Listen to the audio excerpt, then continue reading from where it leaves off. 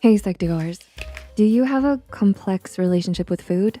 For a long time, eating disorders were not acknowledged for what they were, a complex mental health condition characterized by an unhealthy relationship with food. In 2018, NADA estimated that 20 million women and 10 million men in America will have an eating disorder at some point in their lives.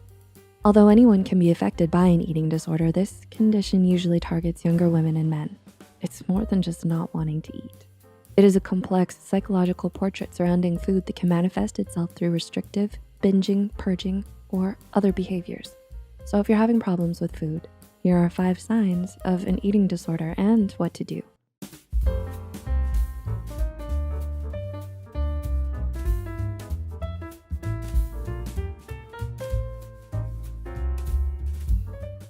Number 1, fear of gaining weight. A common symptom of an eating disorder is the fear of gaining weight, or obesophobia. Obesophobia, sometimes known as pocrescophobia, is a type of anxiety disorder that involves having an irrational fear of a specific place, object, or situation. In the context of eating disorders, obesophobia presents itself through the prism of the body.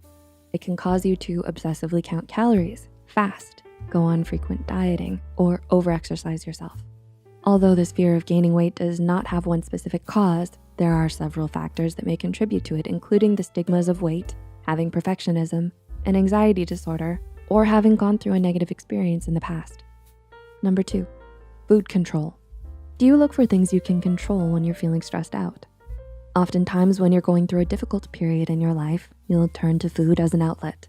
It may seem logical, as how much you eat and how you look can be seen as physical indicators of how in control you are. However, this type of thinking can quickly devolve into harming behaviors like restrictive eating, extreme dieting, binging, purging, or hoarding. But looking for control is just one reason you may engage in these harmful behaviors.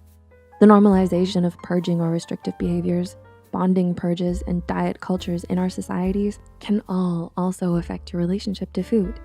Unfortunately, continuous engagement in these behaviors can lead to health complications such as heart failure, heart arrhythmia, malnutrition, gastrointestinal complications, and even death.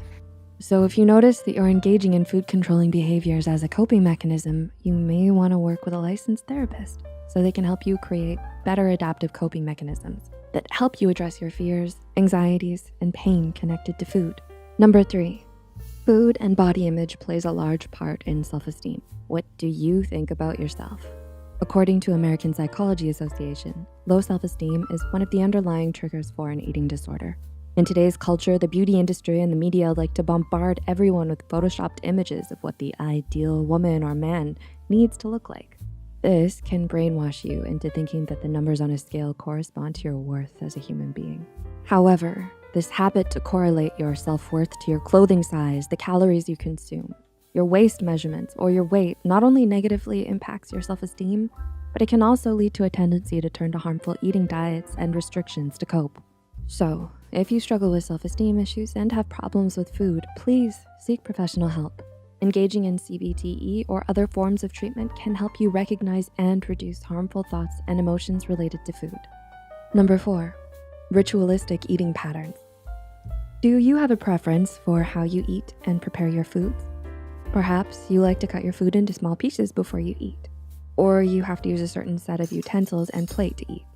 While ritualistic eating does not necessarily point to having an eating disorder, many people who have obsessive compulsive disorders can exhibit extreme eating rituals that can end up harming their overall well-being. Some examples include arranging food in a specific order, only eating at specific times or places, or weighing and measuring their food. Since eating disorders are often anxiety-driven, having a ritual can provide a certain degree of comfort and familiarity. And although some of these are harmless, some extreme forms of eating patterns can end up being dangerous to your health. Number 5, continued fixation on food. Are you constantly thinking about food?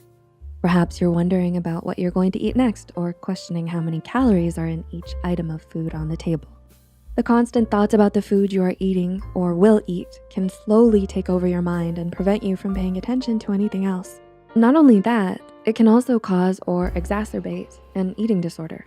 These intrusive thoughts may include asking yourself if you'll be able to stop once you start, if you've eaten too much, if the food is healthy or clean enough, or if the food will make you fat. These thoughts can pull you out of the experience of eating and make you deaf to the hunger signals that your body sends you. If you found yourself being bombarded with these intrusive thoughts, you may want to try practicing intuitive eating. It's not a diet, but a way of becoming more attuned to the needs of your body.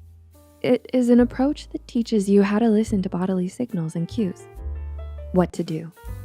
If you are struggling with an eating disorder or any of the points mentioned in this video, please consider seeking professional help. A licensed therapist or professional can help you build the tools necessary to recognize, examine, and deal with the underlying triggers of your eating disorder. They can also help you establish better coping mechanisms and build a better relationship with food. Do you or someone you know struggle with their relationship with food? Let us know in the comments below. If you found this video helpful, be sure to like, subscribe, and share this video with those who might benefit from it.